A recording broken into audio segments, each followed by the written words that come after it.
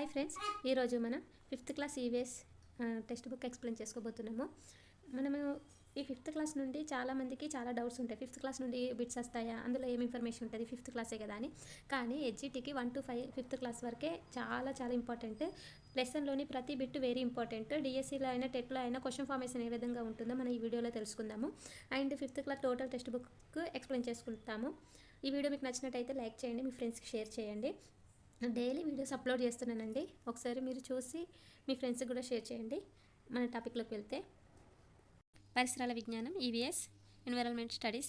గొర్రెల కాపరికి కుక్క, గాడిద అనే జంతువులు సహాయపడతాయి. గొర్రెల కాపరితో ఉండే వస్తువులు తోలు చెప్పులు, కర్ర, ఊలు గొంగలి, మంచినీటి బుర్ర.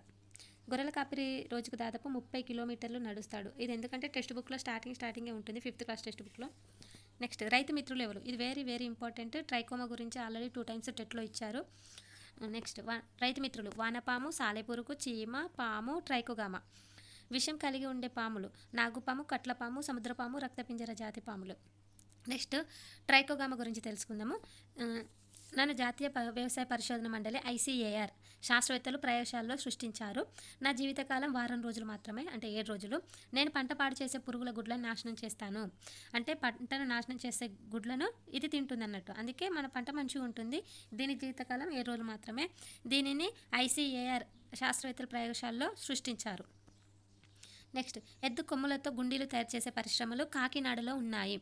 Very important. ఎద్దు కొమ్ములతో గుండీలు తయారు చేసే పరిశ్రమలు కాకినాడలో ఉన్నాయి. పాము పాలు తాగదు. పాములకు ఇష్టమైన ఆహారం ఎలుకలు. ఎలుకలు కూడా రైతు మిత్రులే, ఇంతకుముందు చెప్పుకున్నాం. వన్యప్రాణి సంరక్షణ చట్టం 1971లో షెడ్యూల్ 1 ప్రకారం ఏనుగు, పులి, నెమలి మొదలైన అడవి జంతువులను వేటాడడం, విక్రయించడం నేరం. ఇక్కడ ఫస్ట్ క్వశ్చన్, వన్యప్రాణి సంరక్షణ చట్టం ఎప్పుడు? 1971 షెడ్యూల్ 1. షెడ్యూల్ 1 ప్రకారము ఏ జంతువులను వేటాడడం, విక్రయించడం నేరం అంటే పులి, ఏనుగు, నెమలి. నెక్స్ట్, ఈ నేరానికి పాల్పడితే జరిమానా విధిస్తారు అంటే 3 నుండి 7 సంవత్సరాల జైలు శిక్ష, ₹1,00,000 జరిమానా. నేడు మాత్రం ప్రతి 20 నిమిషాలకు ఒక జాతి కనుమవుతుంది. ప్రతి 20 నిమిషాలు గుర్తుంచుకోవాలి, ప్రతి 20 నిమిషాలకు ఒక జాతి కనుమరుగవుతుంది. భారత్తో పాటు బంగ్లాదేశ్లో ఎక్కువగా కనిపించే పులి రాయల్ బెంగాల్ టైగర్. అంతరించిపోతున్న జంతువులు: పులులు, కల్వికోడి, బట్టమేకల పక్షులు, పుంగనూరు ఆవులు. అంతరించిపోతున్న జంతువులనిచ్చి ఈ 3 ఇచ్చి వేరేదేదైనా కొత్త జంతువు పెరియచ్చు. అలా ఇందులో కానిది ఏది అలా అడుగుతాడు, ఖచ్చితంగా గుర్తుంచుకోవాలి. ప్రతి పాయింట్ వెరీ ఇంపార్టెంట్. రాబందు: ఇది 2 అడుగుల వరకు ఎత్తుంటుంది. కొన్ని సంవత్సరాలుగా మన రాష్ట్రంలో పక్షి జాతి కనిపించడం లేదు. ఇది కనబడితే తెలంగాణ జీవ వైవిధ్య మండలి తెలియజేయాలి. వారు ₹2,00,000 బహుమతి అందిస్తామని ప్రకటించడం జరిగింది. అంటే రాబందుకు సంబంధించి ఇది 2 అడుగులు ఎత్తుంటుంది. తెలంగాణ జీవ వైవిధ్య మండలి వారు దీన్ని ఆచూకీ తెలియజేస్తే ₹2,00,000 బహుమతిగా ఇస్తారు అని అన్నారు. 2 లక్షలు 2 అడుగులు గుర్తుంచుకోండి అట్లా. నెక్స్ట్, కోరికలు, అత్యాశలు జీవితాన్ని దుఃఖమయం చేస్తానని చెప్పింది ఎవరు? గౌతమ బుద్ధుడు. సెకండ్ లెసన్, వ్యవసాయం, పంటలు. గతంలో రైతులు ఒకరి నుండి మరొకరికి విత్తనాలు తీసుకునేవారు. పంట వచ్చిన తర్వాత తీసుకున్న ధాన్యాన్ని అదనంగా కలిపి తిరిగి ఇచ్చేవారు. ఈ పద్ధతిని నాగులు అంటాము. మన రాష్ట్రంలో కొన్ని దశాబ్దాల క్రితం దాదాపు 5,400 వరి వంగడాలు, 740 మామిడి వంగడాలు, 3,500 రకాల వంకాయ వంగడాలు ఉన్నాయన్నట్టు. ఇది ఇంపార్టెంట్ నెంబరు. ఇది ఒకసారి మ్యాచింగ్స్లో ఇచ్చారు టెట్లో. 5,400 వరి వంగడాలు, 740 మామిడి వంగడాలు, 3,500 రకాల వంకాయ వంగడాలు ఉన్నాయి దశాబ్దాల క్రితం.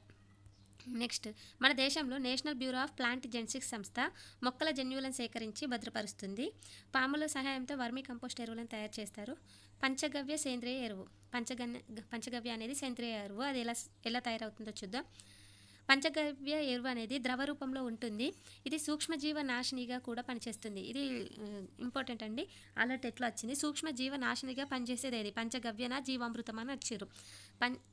సూక్ష్మజీవ నాశినిగా పనిచేసేది పంచగవ్య. పంచగవ్య ఏ విధంగా తయారవుతుందంటే ఆవు మూత్రం, పేడ, బెల్లం, నెయ్యి, పాలు, పెరుగు, అరటిపండ్లు, కొబ్బరి నీళ్ళు. జీవామృతం ఏమో ఆవు మూత్రం, పేడ, బెల్లం, నీరు, మట్టి, పప్పుధాన్యాల పొడితో తయారవుతుంది జీవామృతం. గుడ్ల కోసం లేయర్లను, మాంసం కోసం బాయిలర్ల కోళ్లను పెంచుతున్నారు. గంగావర్ మనెమ్మ. జిల్లా సంగారెడ్డి, మండలం న్యాల్కల్, గ్రామం గంగావర్. ఈమె చేరిన స్వచ్ఛంద సంస్థ దక్కన్ డెవలప్మెంట్ సొసైటీ DDS. 3 ఎకరాలు ఎర్రనేల జహీరాబాద్ పరిసర ప్రాంతాల్లో జీవ వైవిధ్య వ్యవసాయాన్ని ప్రోత్సహించింది. ఈమె జీవ వైవిధ్య వ్యవసాయాన్ని ప్రోత్సహిస్తుంది. అది ఇంపార్టెంట్ కాదు, ఇక్కడ చూడండి, ఇది వెరీ ఇంపార్టెంట్. తోగళ్ళు, ఎందుకంటే మనం రాసేది 1 to 5 వాళ్ళకి చెప్పేది కాబట్టి ఇక్కడ ప్రతి పదం కూడా ఇంపార్టెంట్. మనం చదివేది 1 to 5 టెక్స్ట్ బుక్సే టోటల్. అందులో నుండే బిట్ వస్తుంది. అందుకే మనం లైన్ టు లైన్ గుర్తుంచుకోవాలి. తోగళ్ళు, కందులు, తైదలు, రాగులు, బొబ్బర్లు, అలసందలు. సేంద్రియ సాంప్రదాయ పురుగు మందులు: మిరప, వెల్లుల్లి, వేప నూనె, పొగాకు కషాయం, వావిలాకు కషాయం, పంచగవ్య. ఆహార పంటలేమో వరి, గోధుమ, మొక్కజొన్న, పప్పు ధాన్యాలు, నూనె ధాన్యాలు, కూరగాయలు, పండ్లు. వాణిజ్య పంటలు పత్తి, జనుము, మిర్చి. పంట రకాలు: ఇప్పుడు వరి ఉంది, ఇక్కడ ఇంపార్టెంట్. ఆశ అనేది వరి వంగడమా కంది వంగడమా అని ఇచ్చారు. ఆశ అనేది కంది వంగడం. ఇది ఇక్కడ ఆవా అని ఇచ్చారు, అది ఆవ కాదు, ఇక్కడ ఆశ, అది ఆశ. నడిపి ఎర్రకంది, నల్లకంది, కంది రకాలు. వరి రకాలేమో హంస, మసూరి, స్వర్ణ, బంగారు తీగ, సాంబా. నెక్స్ట్ 4 నెలల సమయం పట్టే పంటలు: వరి, జొన్న, శనగ. కందులేమో 6 నెలలు. కాబట్టి ఇక్కడ 4 నెలలు మాత్రమే అడిగింది కాబట్టి వరి, జొన్న, శనగ.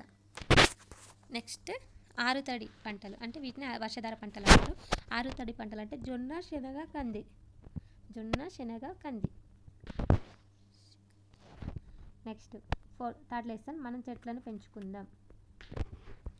అడవులు భూముల మీద మొత్తం విస్తీర్ణంలో 1/3 ఉండాలి. అడవులు భూమి మీద ఎంత ఉండాలి? 1/3 ఉండాలి, అంటే 33% ఉండాలి. కానీ మన దేశంలో భూభాగంలో 21% మాత్రమే అడవులు ఉన్నాయి. ఇది ఇంపార్టెంట్, 21% మాత్రమే ఉన్నాయి. మొక్కలను ఉత్పత్తిదారులు అని అంటాము. రోడ్లకు ఇరువైపు వేప, రావి, మర్రి, కానుగ మొక్కలు నాటాలి. రోడ్లకు ఇరువైపులా ఏ మొక్కలు? వేప, రావి, మర్రి, కానుగ మొక్కలు నాటాలి. రోడ్డుకి ఇరువైపులా వేప, రావి, మర్రి, కానుగ మొక్కలు నాటాలి. పెద్దవిగా పెరిగే చెట్లు మామిడి, చింత, మర్రి, నారింజ. చిన్న చిన్న కుండీలో పెంచడాన్ని బోన్సాయి వామన వృక్షాలు అంటారు. ఈ బోన్సాయి అనేది జపాన్ దేశపు సాంప్రదాయ కళ. ఇక్కడ ఇంపార్టెంట్, బోన్సాయి అనేది ఏ దేశపు సాంప్రదాయ కళ అంటే జపాన్ దేశపు సాంప్రదాయ కళ. డాంబర్ పూసిన కర్రకు చెదలు పట్టవు, అందుకే డాంబర్ పూస్తారు కర్రలకి. కౌన్సిల్ ఫర్ గ్రీన్ రెవల్యూషన్, ఈ సంస్థ గ్రామాల్లో పాఠశాల ద్వారా పనిచేస్తున్నారు. మొక్కలు నాటడం, సంరక్షించడం, స్వచ్ఛమైన ప్రకృతిని అందించడం వంటి అంశాలు పిల్లలకు, పెద్దలకు గుర్తు చేస్తున్న సంస్థ ఇది. దీని ప్రధానంగా ప్రకృతిని కాపాడుకోవడం కోసం ఏర్పడింది. ఈ సంస్థ 1 కోటి మొక్కలు నాటే కార్యక్రమానికి శ్రీకారం చుట్టింది. దాదాపు 650 ప్రభుత్వ పాఠశాలలకు మొక్కల పంపిణీ చేసింది. ఇక్కడ ప్రతి పాయింట్ ఇంపార్టెంట్. ఇక్కడ చూడండి, ఎన్ని పాఠశాలలకు మొక్కలు పంపింది? 650. ఎన్ని మొక్కలకి శ్రీకారం చుట్టింది? 1 కోటి మొక్కలు. దీని ప్రధాన లక్ష్యం ఏంటి? ప్రకృతిని కాపాడడం. ఒక్కొక్క విద్యచ్చే ఎన్ని చొప్పున మొక్కలు నాటించారు అంటే 5 చొప్పున మొక్కలు నాటించారు. ఈ సంస్థ అధ్యక్షులు శ్రీమతి లీలా లక్ష్మారెడ్డి గారు. వెరీ ఇంపార్టెంట్, ఈ సంస్థ అధ్యక్షులు లీలా లక్ష్మారెడ్డి గారు. ఈ సంస్థ 1 కోటి మొక్కల సంకల్పంతో భాగంగా వన ప్రేరణ ఉద్యమం చేపట్టింది.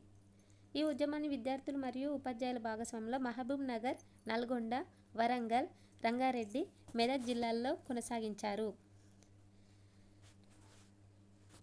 నెక్స్ట్ దీనికి ఒక నేను చిన్న కోడ్ పెట్టానండి గుర్తుండేటట్టు. ఇక్కడ చూడండి, ఇది ఏం ఉద్యమము? ఇక్కడ చూడండి, వన ప్రేమి కోసం కదా, వన ప్రేరణ ఉద్యమం విద్యార్థులు, ఉపాధ్యాయులు పాల్గొన్నారు. ఇక్కడ ఎన్ని జిల్లాలు పాల్గొన్నాయి? 5. అందుకే మనం మన వరమే వన ప్రేరణ అని కోడ్ పెట్టానండి. మన వరమే అంటే మెదక్, మహబూబ్ నగర్, నల్గొండ, వరంగల్, రంగారెడ్డి, మెదక్. మన వరమే వన ప్రేరణ అని గుర్తుంచుకోండి, ఈజీగా గుర్తుండిపోతుంది. నెక్స్ట్, ఒకరోజు 2 లక్షల విద్యార్థులు 10 లక్షల మొక్కలు నాటారు.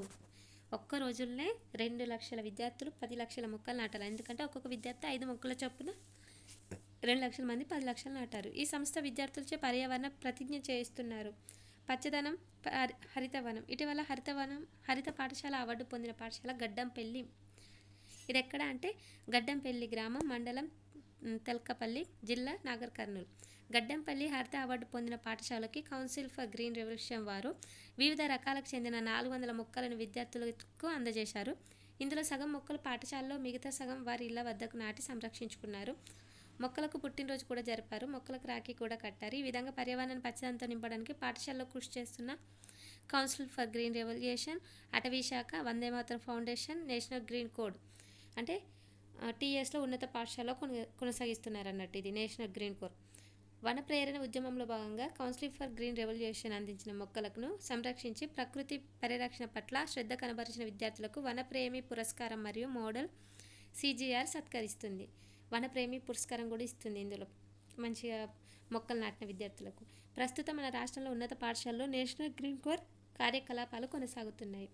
ఉన్నత పాఠశాల అంటే 6వ తరగతి నుండి 10వ తరగతి ఉన్న పాఠశాలలో నేషనల్ గ్రీన్ కోడ్ కార్యకలాపాలు కొనసాగుతున్నాయి. నేషనల్ గ్రీన్ కోడ్ ముఖ్య లక్ష్యం ఏంటో చూద్దాం. పాఠశాలను పచ్చదనంతో నింపడం, పర్యావరణాన్ని పరిరక్షించడం, పని అనుభవం ద్వారా పచ్చదనాన్ని ఆస్వాదించడం, శ్రమ విలువలు గుర్తించడం, వాతావరణ కాలుష్యాన్ని గుర్తించి తెలియజేయడం, గ్రామస్తులకు పర్యావరణం మీద అవగాహన కల్పించడం. నగరాల్లో 67% మంది జనం నివసిస్తున్నారు. కల్తీ కూరగాయలు తినడం వల్ల వచ్చే వ్యాధులు ఏంటో చూద్దాం. మధుమేహం, రక్తపోటు, క్యాన్సర్. ఇక్కడ ఇంపార్టెంట్ చూద్దాం. వేప చెట్టుకు ఐక్యరాజ్య సమితి శతాబ్ది వృక్షంగా ప్రకటించింది. మన శతాబ్ది వృక్షం ఏంటంటే వేప చెట్టు అని. వేప 1000 రోగాలకు మందు అని అంటాం. వ్యాధులకు ఖర్చు పెట్టకు వేలు, వేప మొక్కలు పెంచడం మేలు. ఇది కొటేషన్. వేప చెట్టు ఐక్యరాజ్య సమితి శతాబ్ది వృక్షంగా ప్రకటించింది. వేప 1000 రోగాలకు మందు, వ్యాధులకు ఖర్చు పెట్టకు వేలు, వేప మొక్కలు పెంచడం మేలు. కొటేషన్. రక్తంలో ఇనుము, ఎముకలు, దంతాల్లో కాల్షియం, ఫాస్ఫరస్, ధాన్యాల్లో, మొలకెత్తిన గింజల్లో, పులియబెట్టిన తయారు చేసిన ఆహారాల్లో విటమిన్ ఉంటాయి. రక్తంలో ఇనుము, ఎముకల్లో, దంతాల్లో కాల్షియం, ఫాస్ఫరస్ ఉంటాయి. మొలకెత్తిన గింజలు, ధాన్యాల్లో విటమిన్స్ ఉంటాయి. పౌష్టికాహారం 4th లెసన్. చిరుధాన్యాలు అంటే ఏంటి చూద్దాం. వరి, గోధుమలు, జొన్నలు, మొక్కజొన్నలు, తైదలు, సజ్జలు, సామలు, కొర్రలు చిరుధాన్యాలు అన్నట్టు. చిరుధాన్యాల వల్ల మన శరీరానికి అవసరమైన శక్తి వస్తుంది. శరీరానికి శక్తినిచ్చే పదార్థాలను పిండి పదార్థాలు లేదా కార్బోహైడ్రేట్స్ అంటాం. శరీరానికి శక్తినిచ్చే పదార్థాలను ఏమంటారు? పిండి పదార్థాలు, కార్బోహైడ్రేట్స్. చిరుధాన్యాలలో పిండి పదార్థాలు అధిక పరిమాణంలో ఉంటాయి. ఇంపార్టెంట్ పాయింట్స్ ఇట్లా బ్లాక్ కలర్ ఉన్నాయి, ప్రతి ఒక్కటి గుర్తుంచుకోవాలి. వెన్న, నెయ్యి, నూనె మొదలగు వాటిలో కూడా ఎక్కువ కొవ్వులు ఉంటాయి. కొవ్వు పదార్థాలు కూడా శరీరానికి శక్తినిస్తాయి. కొవ్వులు శరీరంలో నిల్వ ఉంటాయి. పప్పు ధాన్యాలు శనగలు, పెసర్లు, మినుములు, కందులు మొదలగున వాటితో పాలు, గుడ్లు, మాంసం తినడం ద్వారా శారీరక పెరుగుదల జరుగుతుంది. పప్పు ధాన్యాలలో ప్రోటీన్ మాంసకృత్తులు ఉంటాయి.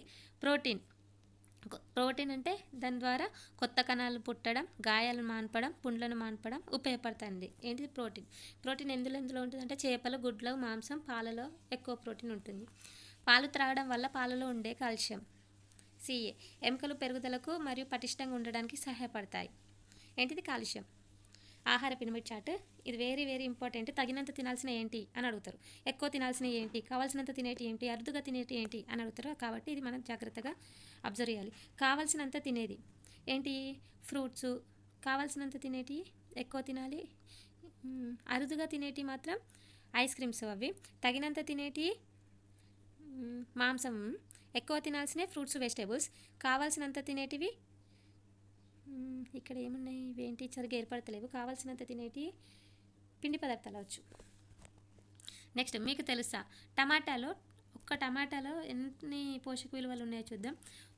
1.08 గ్రాముల ప్రోటీన్ ఉంటాయి. 1.5 గ్రాముల ఫైబర్ ఉంటుంది.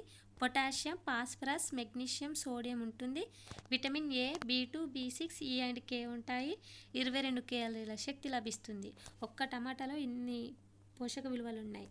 Very important. ఖచ్చితంగా బిట్టచ్చే ఏరియా ఇది. ఎన్ని ప్రోటీన్స్ ఉంటాయి, ఎంత ఫైబర్ ఉంది, పొటాషియం, ఫాస్ఫరస్, మెగ్నీషియం, ఇంకొకటి కాపర్ ఇచ్చినాక ఇందులో లేనిది ఏంటిది, ఉన్నది ఏంటిది అలా అడుగుతారు. కాబట్టి జాగ్రత్తగా చదవండి. మన ఆరోగ్యం శక్తినిచ్చేవి ఏంటి? కార్బోహైడ్రేట్లు, కొవ్వులు, నూనెలు. పెరుగుదలకు ఉపకరించేవి ప్రోటీన్లు లేదా మాంసకృత్తులు. ఆరోగ్య పరిరక్షణ వ్యాధి నిరోధక శక్తినిచ్చేవి ఏంటి? విటమిన్లు, ఖనిజ లవణాలు. జంక్ ఫుడ్లో సాధారణంగా కేలరీలు మాత్రమే ఉంటాయి. జంక్ ఫుడ్ తినడం వల్ల ఉబకాయం, స్థూలకాయం వస్తుంది. అవును. Next 5th lesson. మన శరీర భాగాలు, జ్ఞానేంద్రియాలు. చదివేటప్పుడు కంటికి పుస్తకానికి మధ్య ఎంత దూరం ఉండాలి? 30 సెంటీమీటర్లు. టీవీకి కంటికి మధ్య దూరం 2.5 మీటర్లు. గబ్బిలం రాత్రిపూట సంచరిస్తుంది. శబ్దాల ద్వారా మార్గాన్ని మార్చుకుంటుంది. గబ్బిలం చూడండి, రాత్రిపూట సంచరిస్తుంది, శబ్దాల ద్వారా మార్గాన్ని మార్చుకుంటుంది. ఓన్లీ సౌండ్నే శబ్దాల ద్వారా మార్చుకుంటుంది. గాలిని ముక్కు ద్వారా లోపలికి పీల్చుకొనుటను ఉచ్ఛ్వాసం అంటారు. బయటకు వదలడాన్ని నిశ్వాసం అంటాము. దంత సూత్రం తెలుసుకుందాం. 2123 2123 దంత సూత్రము.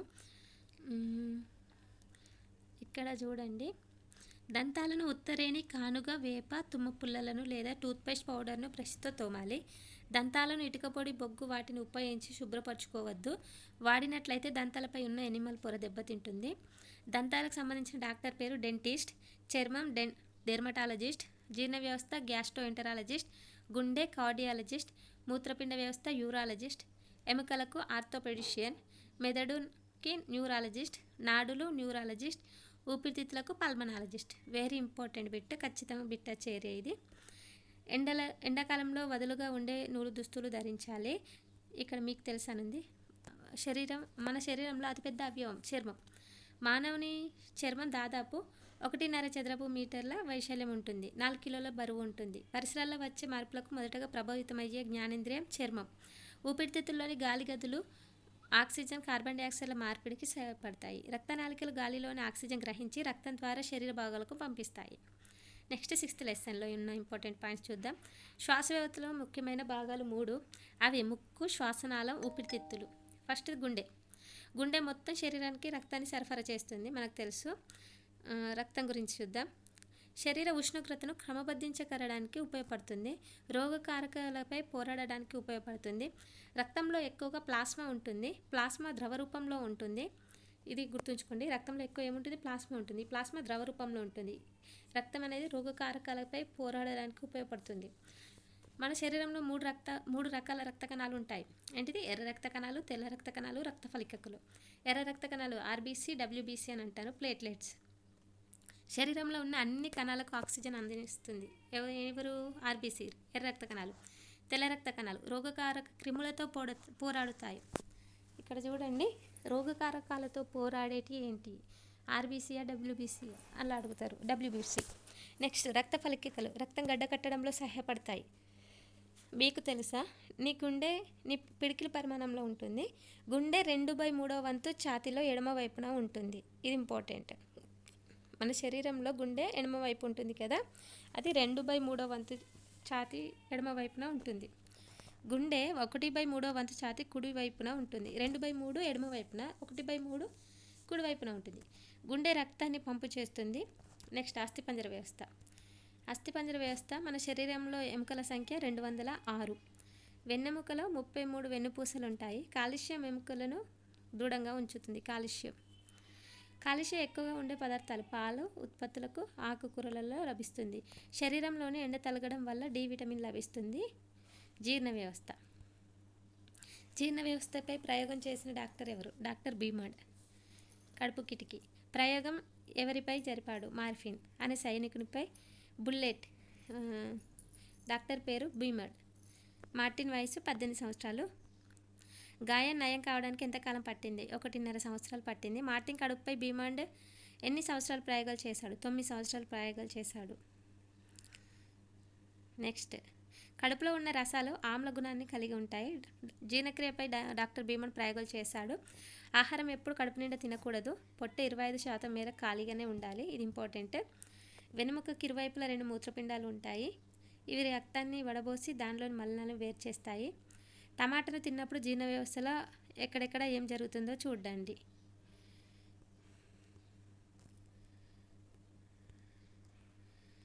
నెక్స్ట్ మనం 7th లెసన్ ఎక్స్ప్లెయిన్ చేసుకుందాం. అడవులు గిరిజనులు.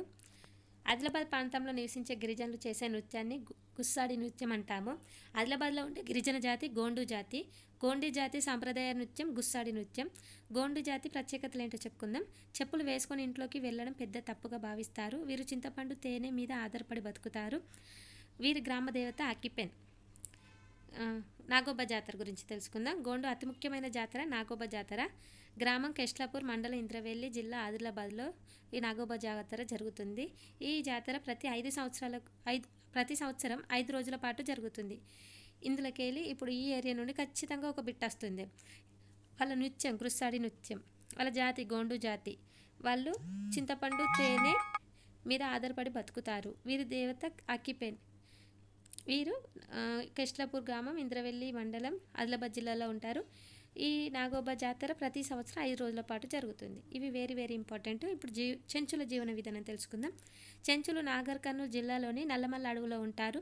చెంచులు మాట్లాడే భాష ఏ భాషను పోలి ఉంటుందంటే తెలుగు. చెంచులు అడవిని తల్లిగా పూజిస్తారు.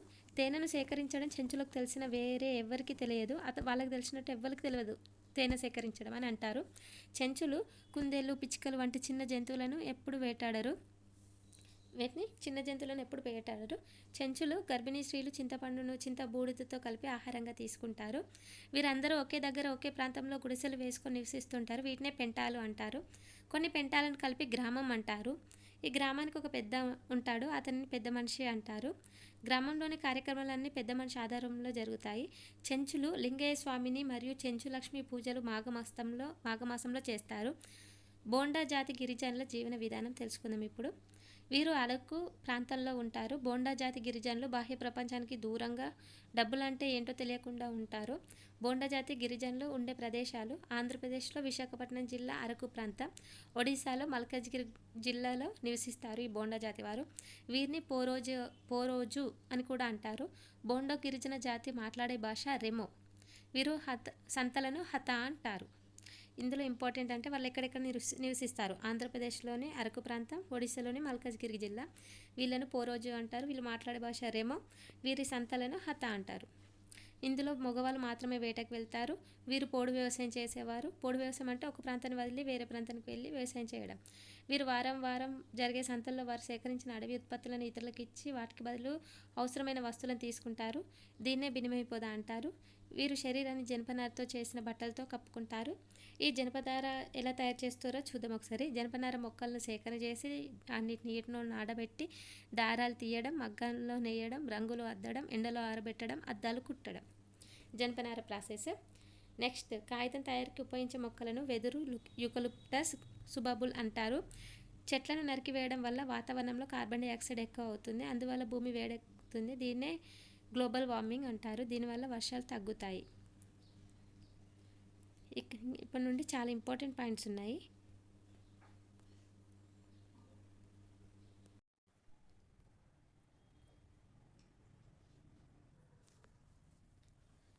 బోండా తెగవారి వాళ్ళు ఏ దేవుని పూజిస్తారు వాటి గురించి తెలుసుకున్నాము. వారు ఎక్కడెక్కడ ఉంటారు కూడా తెలుసుకున్నాము. వీళ్ళకి దేవుడు అంటే తెలియదు. అరకు ప్రాంతంలో నివసిస్తుంటారు. ఆంధ్రప్రదేశ్లోని విశాఖపట్నంలోని అరకు, ఒడిశాలోని మల్కాజిగిరి జిల్లాలో. వీళ్ళను పోరోజు అని అంటారు. బోండా గిరిజన జాతి మాట్లాడే భాష రెమో. వీరి సంతలను హత అంటారు. ఇదంతా మనం ఆల్రెడీ చెప్పేసుకున్నాము. నెక్స్ట్, ఇక్కడ వెరీ ఇంపార్టెంట్ పాయింట్, కాగితంని తయారు చేయడానికి ఏ మొక్కలను యూజ్ చేస్తారు? వెదురు, యూకలిప్టస్, సుబాబుల్. లాస్ట్ 2024 టెట్బిట్ ఎలా ఇచ్చిందంటే కాగితం వీటిచే తయారు చేస్తారని ఇచ్చి, వీటిచే తయారు చెయ్యరు అని ఇచ్చి, ఈ మూడు ఇచ్చి నెక్స్ట్ వేరే ఆప్షన్ ఇచ్చారు అన్నట్టు. టేకు ఇచ్చారు. వెదురు, యూకలిప్టస్, టేకు, సుబాబుల్ అని ఇచ్చారు. దేంతో తయారు చేయరు? టేకుతో తయారు చేయరు. Answer is take. అలా ఇచ్చారు. నెక్స్ట్, చెట్లను నరికివేయడం వల్ల వాతావరణంలో కార్బన్ డైఆక్సైడ్ ఎక్కువ అవుతుంది. అందువల్ల భూమి వేడెక్కుతుంది. దీన్నే భూగోళం వేడెక్కడం అంటారు. దీనివల్ల వర్షాలు తగ్గుతాయి. మనకు తెలుసు, చెట్లను నరికివేయడం వల్ల చెట్లు ఆక్సిజన్ని రిలీజ్ చేస్తుంది కదా, అందుకే కార్బన్ డైఆక్సైడ్ని తీసుకుంటుంది. కార్బన్ డైఆక్సైడ్ తీసుకోవడం తక్కువ అవుతుంది చెట్లు నరికేయడం వల్ల. కాబట్టి కార్బన్ డైఆక్సైడ్ ఎక్కువ అవుతుంది. అందువల్ల భూమి వేడెక్కుతుంది. నెక్స్ట్, మన దేశం మొత్తం భూభాగంలో అడవులు 6,92,027 చదరపు కిలోమీటర్లు ఉంటుంది. అంటే 21% అన్నట్టు. 21.0% ఉంటాయి. మధ్యప్రదేశ్ రాష్ట్రం 77,000 చదరపు కిలోమీటర్ల అటవీ విస్తీర్ణంతో మొదటి స్థానంలోనుంది. మన దేశంలో మధ్యప్రదేశ్ ఫస్ట్ ప్లేస్లో ఉంది. మన రాష్ట్రం మొత్తం భూభాగంలో అడవులు 46,389 చదరపు కిలోమీటర్లు, 16.89% ఉంది. ఇది ఇంపార్టెంట్. మన తెలంగాణ రాష్ట్రం గురించి కాబట్టి 16.89% ఉంది అడవి మొత్తం. తెలంగాణ రాష్ట్రంలో అటవీ విస్తీర్ణంలో జయశంకర్ జిల్లా మొదటి స్థానంలో ఉంది. మన తెలంగాణ రాష్ట్రంలో జయశంకర్ జిల్లా ఫస్ట్ ప్లేస్లో ఉంది. ఇక్కడ చూడండి, నిర్మల్ ఆదిలాబాద్, కొమరంభీం, మంచిర్యాలలో నివసించే గిరిజన తెగ ఏంటంటే గోండు, కోలమి, ప్రధాన్, తోటి. భద్రాద్రి కొత్తగూడెంలో నివసించే గిరిజన తెగ కోయ, కొండరెట్లు. మహబూబ్ నగర్లో బంజారా వాళ్ళు నివసిస్తుంటారు. ఒక చెట్టు 660 కేజీల కార్బన్ డైఆక్సైడ్ను తీసుకుంటుంది. ఇది ఇంపార్టెంట్, వెరీ వెరీ ఇంపార్టెంట్. ఒక చెట్టు 660 కేజీల కార్బన్ డైఆక్సైడ్ని తీసుకుంటుంది. అంటే ఎంత పర్సెంట్ ఆక్సిజన్ రిలీజ్ చేస్తుందో మనం అవగాహన చేసుకోవాలి. ఎందుకంటే మనకు ఆక్సిజన్ అవసరం. ఒక చెట్టు 4 మనుషులకు అవసరమయ్యే ఆక్సిజన్ ఇస్తుంది. ఒక చెట్టు 4 మనుషులకు అవసరమయ్యే ఆక్సిజన్ ఇస్తుంది. కాబట్టి మనం చెట్లను పెంచాలి. 8th లెసన్, నది జీవన విధానం. గోదావరి నది మహారాష్ట్రలోని నాసిక్ జిల్లా త్రయంబకేశ్వర్ వద్ద పశ్చిమ కనుమలలోని బ్రహ్మగిరి కొండల్లో ప్రారంభమైంది. మన రాష్ట్రంలో నిజామాబాద్ జిల్లాలోని కందకుర్తి వద్ద ప్రవేశిస్తుంది. గోదావరి నది సుమారు 1465 కిలోమీటర్ల వరకు ప్రవహిస్తుంది. గోదావరి నుండి ఖచ్చితంగా బిట్ వస్తుంది. అది ఏ రాష్ట్రంలో పుట్టింది, ఎక్కడకు ప్రవేశిస్తుంది, ఎంత మీటర్లు ప్రవేశిస్తుంది, ఇంపార్టెంట్. నెక్స్ట్, మన తెలంగాణ గోదావరి నది ప్రవహించు జిల్లాలు 7. అవేంటో చూద్దాం. ఇక్కడ కోడ్ కూడా ఉంది. నిజామాబాద్, నిర్మల్, జైత్యాల్, మంచిర్యాల, పెద్దపల్లి, జయశంకర్, భద్రాద్రి కొత్తగూడెం జిల్లాల్లో తెలంగాణ నది ప్రవహిస్తుంది. దీనికి కోడ్ నీని, జామ, పెద్ద, జయబా. నీని జామ పెద్ద జయబా ఇది కోడ్. గోదావరి నది ఏ జిల్లాలను వేరు చేస్తుంది? ఇది very important. Last year DSC bit, DSC నుండి వచ్చింది. చూడండి 5th క్లాస్ ఈవీఎస్ బిట్ నుండే ఇన్ని బిట్స్ వచ్చినాయి. కాబట్టి మనం లైన్ టు లైన్ చదవాలి, వెరీ ఇంపార్టెంట్. జైత్యాల, నిర్మల్, జైత్యాల జిల్లాలను వేరు చేస్తుంది గోదావరి నది.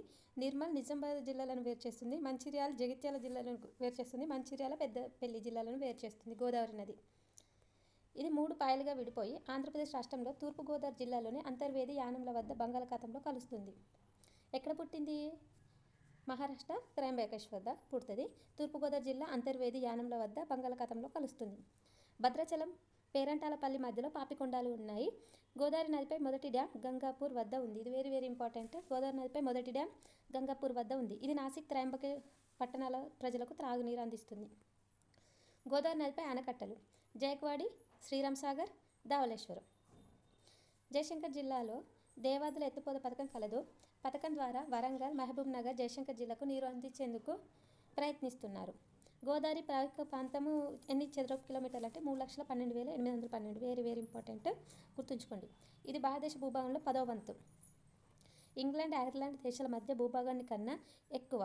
ఇది ఇంగ్లాండ్, ఐర్లాండ్ దేశాల భూభాగం కన్నా ఎక్కువ. ఏంటిది? గోదావరి నది పరివాహక ప్రాంతం 3,12,812 చదరపు కిలోమీటర్లు.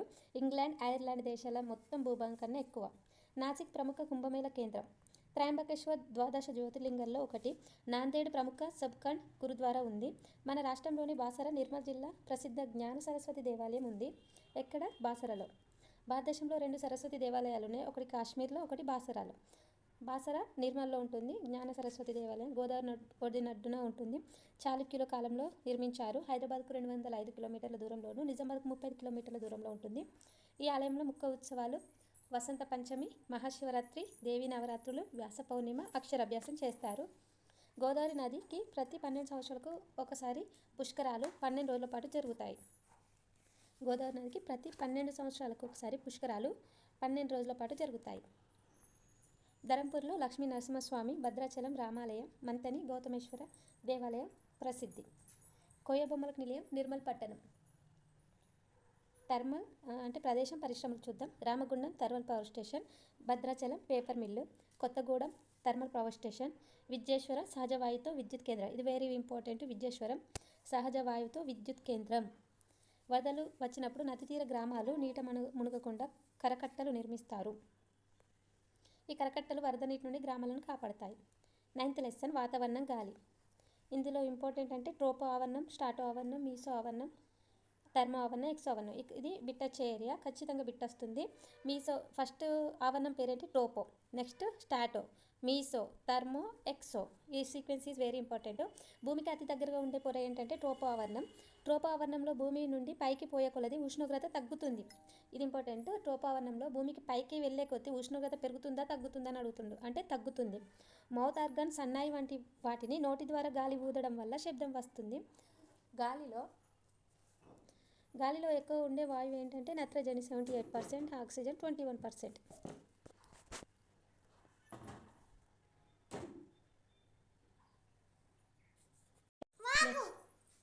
నెక్స్ట్ 10th లెసన్ సూర్యుడు, గ్రహాలు. మనం ఇది నెక్స్ట్ వీడియోలో ఎక్స్ప్లెయిన్ చేసుకుంటాం, ఎందుకంటే ఇందులో చాలా ఇంపార్టెంట్ పాయింట్స్ ఉన్నాయి. ఇప్పటికే వీడియో చాలా లెంత్ అయింది, అందుకే మనం ఇదంతా నెక్స్ట్ వీడియోలో పాయింట్ టు పాయింట్ ఎక్స్ప్లెయిన్ చేసుకుందాము. ఇందులో కూడా చాలా ఇంపార్టెంట్. ఇక్కడ బిట్ వచ్చిందండి చూడండి. పాతపల్లి, నగునూరు, పెద్దజనంపేట, కొత్తపేట, శ్రీరంగపురం, వనపర్తి. సీక్వెన్స్ అడిగిరు లాస్ట్ ఇయర్ టెట్లో.